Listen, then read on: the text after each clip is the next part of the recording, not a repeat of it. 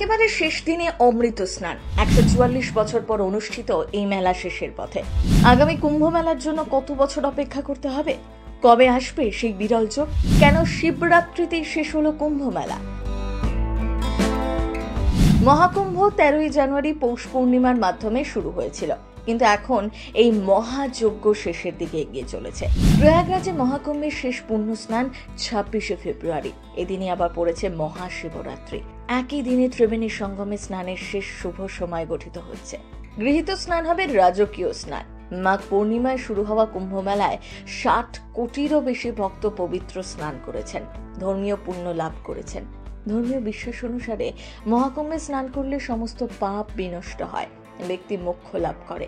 আর সেই আশাতেই ইতিমধ্যে প্রায় ৫০ কোটিরও বেশি মানুষ ত্রিবেণী সঙ্গমে দিয়েছেন।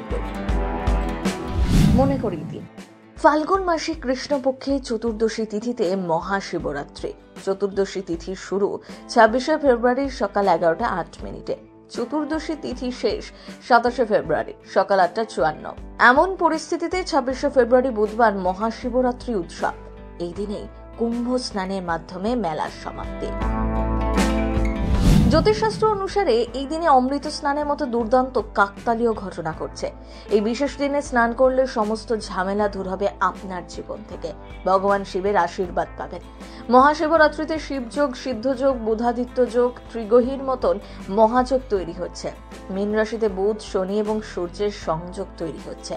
শুভযোগে পুজো এবং কুম্ভ স্নান করলে সমস্ত ইচ্ছে পূরণ হবে। শিব এবং মাতা পার্বতীর আশীর্বাদ পাবেন।